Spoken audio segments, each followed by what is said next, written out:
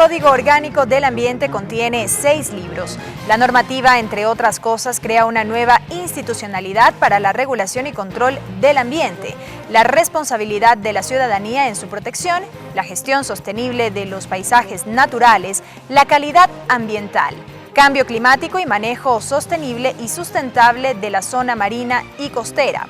Igualmente, el proyecto incorpora un completo régimen de infracciones y sanciones y unifica en un solo cuerpo todas las leyes dispersas relacionadas con esta materia. Este será el tema de nuestra siguiente entrevista.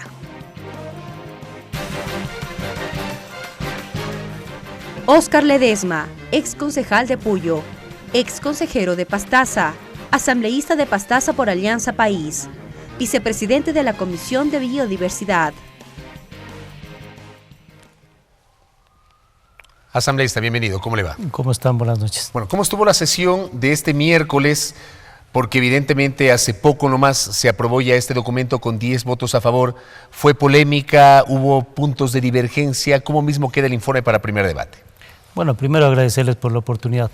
Le cuento primero que hay que resaltar que este es un proyecto de ley de iniciativa legislativa, que yo considero que es importante porque determina la altísima sensibilidad que tenemos los asambleístas de la Comisión, particularmente los asambleístas de la Amazonía, en el tema fundamental de lo que es el ambiente.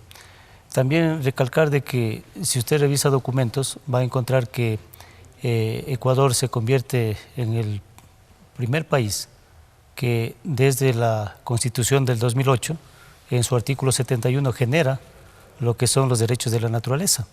De tal forma que este código debe ser tratado con absoluta responsabilidad por un lado y por otro lado con una visión de futuro para que en determinado momento bien pueda servir como ejemplo para otros países, para que países hermanos que son incluso suscriptores de tratados bilaterales con el Ecuador puedan también ir copiando y puedan ir asumiendo estas responsabilidades para con la naturaleza. De tal forma que yo veo, y le digo, el ambiente muy amigable, muy cordial en el grupo que estuvimos el día de hoy participando. Porque en su comisión hay 3 legisladores que no comulgan con la tesis de Alianza País. Me refiero a Pepe Acacho de Pachacutic, al señor Arcadio Bustos y también al señor César Solórzano, los 2 de la Sociedad Patriótica. ¿Cómo votaron ellos? Bueno, indudablemente en el momento ya de la votación, Pepe Acacho no estuvo presente. El compañero César Solórzano y Arcadio Bustos de Sociedad Patriótica votaron a favor del informe, lo que significa que de los 11, 10 votaron a favor y lógicamente no hubo ni abstención ni voto en contra. Saludable eso por el bien de la armonía de la institución, en este caso de la Asamblea Nacional. Saludable porque también quiere decir de que se han abierto los suficientes espacios de participación, de diálogo, de asimilar también a veces críticas que de los otros sectores pueden venir. De tal forma que realmente contento porque yo he visto que el ambiente hoy fue favorable. Ahora, lo que sucede es de que este documento indudablemente todavía será sujeto de cambios, de nuevos aportes, de nuevos insumos, será perfectible en definitiva. Eso significa que ha empezado con pie derecho el análisis y la aprobación para el primer debate que entrará a la Asamblea en los próximos días. Asambleísta, al tratarse de un proyecto de código, evidentemente nos referimos a que agrupa en una sola propuesta varias normativas dispersas, en este caso en materia ambiental. Un poco y brevemente recapitular aquello que es lo que se condensa dentro de este proyecto de Código del Ambiente y por ende el alcance de la propuesta. Bueno, señalar que el CAL a nosotros nos ha dado como insumos para este código algunos temas. Uno de esos ustedes conocen que hay un proyecto presentado de ley inicialmente de bienestar animal y que el CAL resolvió que sea parte de insumos de este código. ¿Fue indexado ese proyecto al código? Sí, indudablemente está. ¿En su integridad o varios aspectos? No, es que no puede ser nunca una ley dentro de otra ley. Lo que acá se ha hecho es coger lo más importante, lo más general y sobre todo entender que nuestro país es diverso en regiones, diverso en culturas, diverso en economía. Es decir, eso ha hecho que nosotros analicemos y veamos que lo que está bien en los distritos metropolitanos no está bien para el cantón periférico de la selva o de la costa, de la sierra, de tal forma que lo que hemos hecho más bien en ese tema es dar un marco general para que sean los municipios, los GATS cantonales, los que determinen vía ordenanzas municipales ya el el ámbito de aplicación en cada uno de sus cantones, de tal forma que eso es lo que se ha trabajado. Por otro lado, también habían otras iniciativas y proyectos presentados anteriormente que no se habían tramitado. El tema mismo de transporte de desechos sólidos peligrosos, eso no se había tratado anteriormente, y allí yo pienso que hoy día ya nosotros tenemos el mismo hecho de todo lo que es zonas costeras, marinas costeras, tampoco se ha tratado individualmente, sino se lo enmarca dentro de lo que es este código.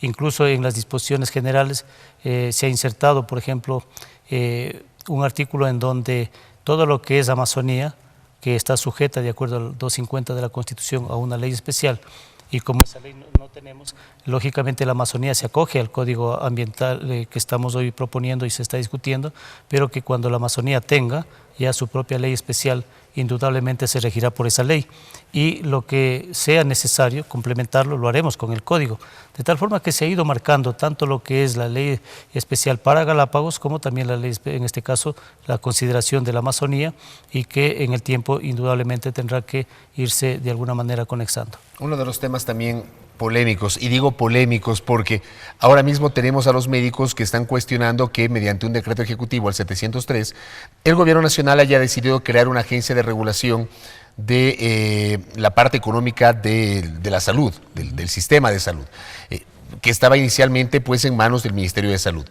Durante leyes o el debate de leyes anteriores igualmente se han generado cuestionamientos respecto de la creación de este tipo de organismos. Entiendo que el código igualmente crea una agencia de control ambiental, ¿es así? Claro, tiene también una autoridad única. Viene a ser la autoridad única igual que el tema del agua, digamos, para hacerlo civil. Claro, indudablemente, pero yo veo que es necesario, ¿no? Es necesario, porque por más autonomía que tengan los GATS, por más particularidades que tenga cada uno de los GATS, siempre vamos a necesitar que haya pues una autoridad que en términos generales a nivel de país, desde la planificación general, lógicamente se vigile que el cumplimiento de la política pública se dé.